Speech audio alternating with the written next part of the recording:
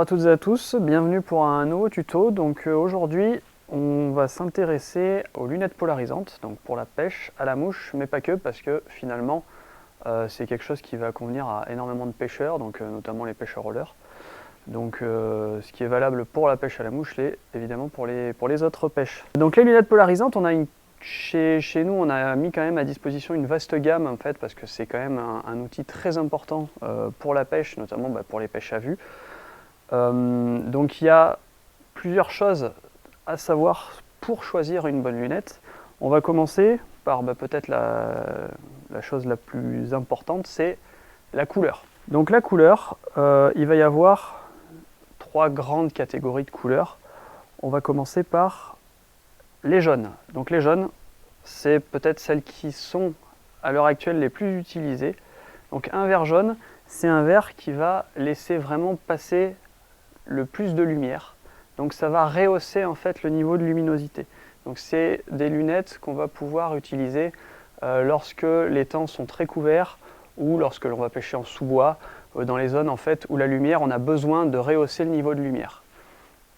Donc c'est vrai que c'est dans la pêche à la mouche la couleur la plus utilisée, bien que c'est une couleur qui va par contre avoir tendance à on ne va pas avoir la même perception des couleurs. Elles vont quand même légèrement déformer en fait la visibilité. Ensuite, vous avez les intermédiaires qui, à mon sens, sont les plus polyvalentes. Ce sont les couleurs ambre, orange. Donc en fait ça, on va avoir une bonne perception des couleurs. C'est ce qu'on va utiliser le plus souvent en milieu ouvert ou en milieu, en fait, on va dire en journée. Voilà. Par exemple, les jaunes, pour revenir sur les jaunes, sont des couleurs qu'on va pouvoir peut-être utiliser en coup du soir. Là, on sera sur des luminosités de journée. Donc c'est celle généralement, moi, que j'utilise le plus, parce qu'en fait, ça permet de pouvoir pêcher dans de nombreuses conditions. Et après, on va avoir tout ce qui est vert gris, vert vert, et dans d'autres contextes le vert bleu. Donc là c'est vraiment des lunettes qui se destinent à des fortes luminosités, donc typiquement pêche en lac avec une grosse réverbération ou dans des endroits très ensoleillés avec fond clair. Donc c'est vraiment ce qui va laisser le moins passer de lumière. Par contre en termes de qualité et rendu visuel, c'est très certainement les plus agréables. Au-delà de l'aspect couleur, il va aussi y avoir l'aspect qualité du verre.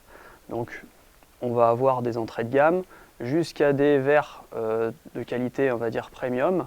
Donc souvent ça se traduit par en fait une qualité de verre, mais qui va pas forcément, le prix n'est pas forcément un choix qui va être orienté vraiment le choix de sa lunette, pour plusieurs raisons.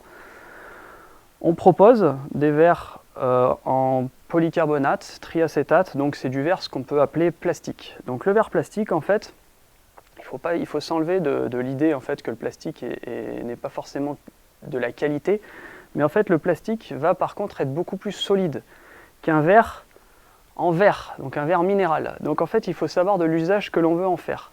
Donc le plastique va être plus léger, plus solide face aux chutes, mais par contre va se rayer plus facilement comparativement à un verre minéral, où en fait c'est un verre qui est solide, par contre légèrement plus lourd, et par contre après avec une qualité de rendu visuel qui est quand même bien supérieure par rapport à d'autres qualités de verre, triacétate ou polycarbonate.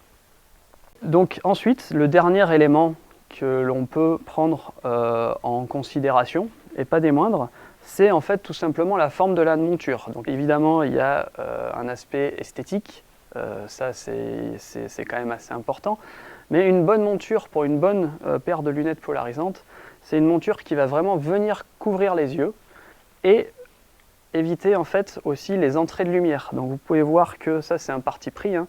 Vous avez par exemple des branches qui sont beaucoup plus épaisses, donc ça va éviter en fait tout ce qui est entrée de lumière parasite. Donc là c'est vrai que c'est quand même assez important de pouvoir, au-delà de l'esthétique, utiliser en fait des montures qui vont être vraiment pour la pêche et conçues pour véritablement être dans de meilleures conditions et une meilleure qualité de pêche, un meilleur confort de pêche. Donc sur l'intégralité de notre gamme de lunettes, nous avons une option en fait, ce sont les verres photochromiques. Donc les verres photochromiques, on va l'avoir donc sur les Crystamax qui sont sur un verre minéral, soit sur les Polyvise où on est un verre en triacétate. Donc la photochromie, en fait, ce qui est d'assez intéressant, c'est un verre qui va réagir au rayonnement UV. Donc plus il va être exposé à des luminosités fortes, plus le verre va s'assombrir.